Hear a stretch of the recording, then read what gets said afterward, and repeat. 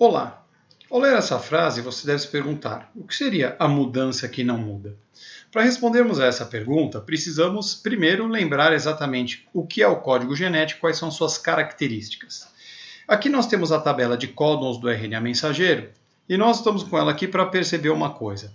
Cada trinca ou cada códon, por exemplo, o UU, não aparece repetido nenhuma vez. Então só existe uma trinca UU que determina o aminoácido fenilalanina. Só existe uma trinca CCG que determina o aminoácido prolina, e assim sucessivamente. Isso faz com que o processo de síntese proteica seja muito preciso, ou seja, sempre que o RNA mensageiro tiver a trinca CUA, entrará naquela posição da proteína o aminoácido leucina. Isso acontece em qualquer ser vivo, não importa se é um morcego, um pé de tomate, uma árvore qualquer, uma pessoa ou até mesmo um cachorro. Sempre que um determinado organismo apresentar no seu RNA mensageiro, por exemplo, o códon AAG, naquela posição entrará uma lisina. Isso faz com que nós possamos considerar o código genético universal, ou seja, ele é igual para praticamente todos os seres vivos.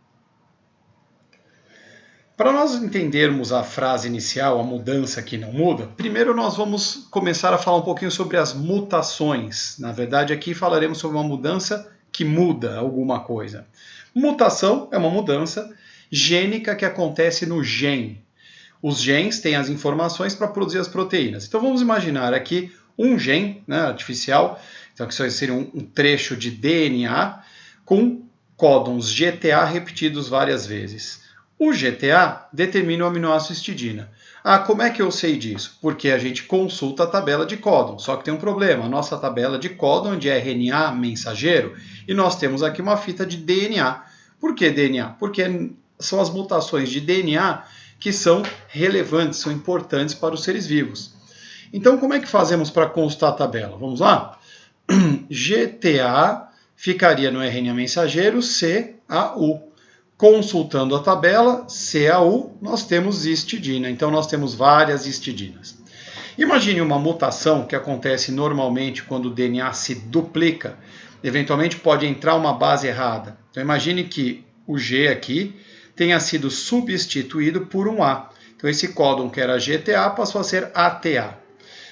Qual é o aminoácido que ATA codifica? Lembrando que se nossa tabela é de RNA mensageiro, nós temos que fazer a transformação. Então, A ficaria U, AU.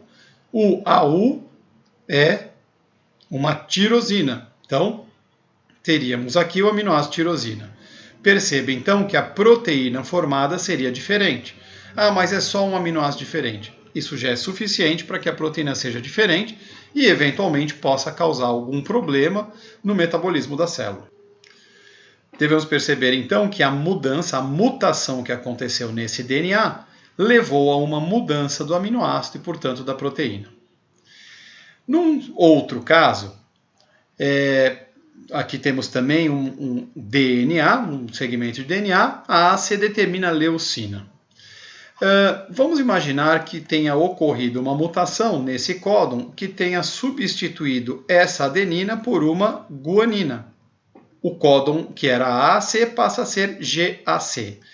Bem, o códon AAC, para procurarmos na tabela, seria UG, para procurarmos na tabela de RNA mensageiro. O UG está aqui, leucina, leucina.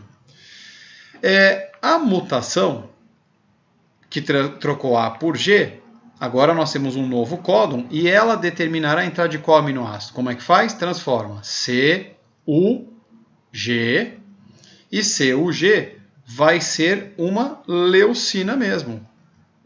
Mas houve uma mutação e não mudou o aminoácido que já era leucina, continuou leucina? Exatamente. Isso responde à pergunta inicial do nosso vídeo.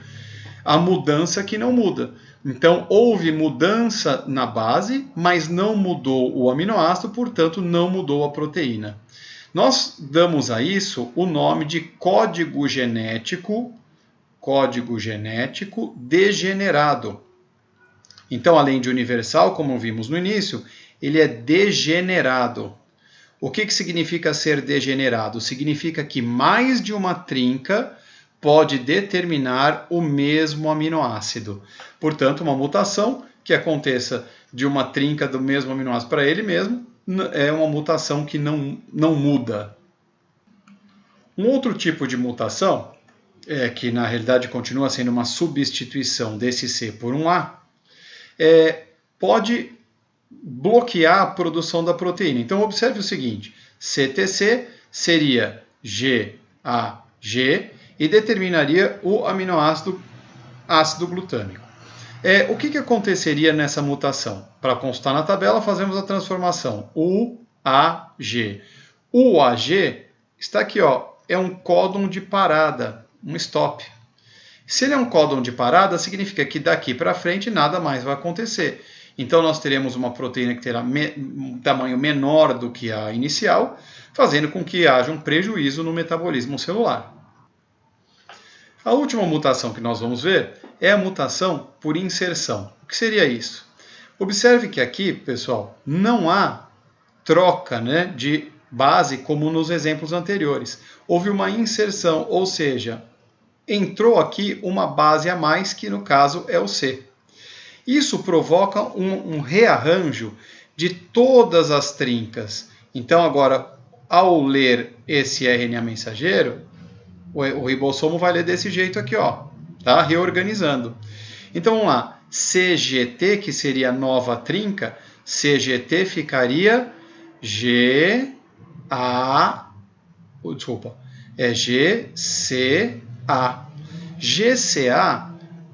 GCA está aqui, GCA, alanina. Então, nós teríamos aqui um aminoácido alanina, tá? Ao invés da histidina. A partir daqui, a gente teria AGT, AGT, AGT. AGT transformando ficaria como? AGT ficaria UCA. UCA está aqui, UCA, serina. Então, nós teríamos aqui várias serinas, serina, serina. Perceba que essa proteína é bem diferente da anterior. Então, daquele ponto onde houve a inserção em diante, realmente muda tudo. É interessante perceber que isso aqui é muito mais grave, do que a inserção de uma trinca completa. Imagine que aqui, por exemplo, nesse DNA, fosse inserido um CCC aqui no final. O que aconteceria? Entraria um novo aminoácido, que agora não vem ao caso qual seja, mas a proteína seria praticamente a mesma com uma pequena alteração. Então perceba que colocar três bases, ou seja, um códon completo, ou tirar um códon completo, é menos grave do que inserir ou tirar uma base só, que reagruparia tudo e geraria novos aminoácidos. Bom, do jeito que falamos das mutações, parece que mutação é sempre algo ruim, mas não é verdade. As mutações, elas são importantes, pois geram novos genes, como percebemos. Esses novos genes podem gerar novas características que podem trazer vantagens para a sobrevivência do organismo. Se esse organismo tem vantagens na sobrevivência com esses novos genes, ele provavelmente conseguirá se reproduzir e transmitir esses genes aos seus descendentes. Assim, mais indivíduos apresentarão aqueles genes e as características determinadas por esses genes.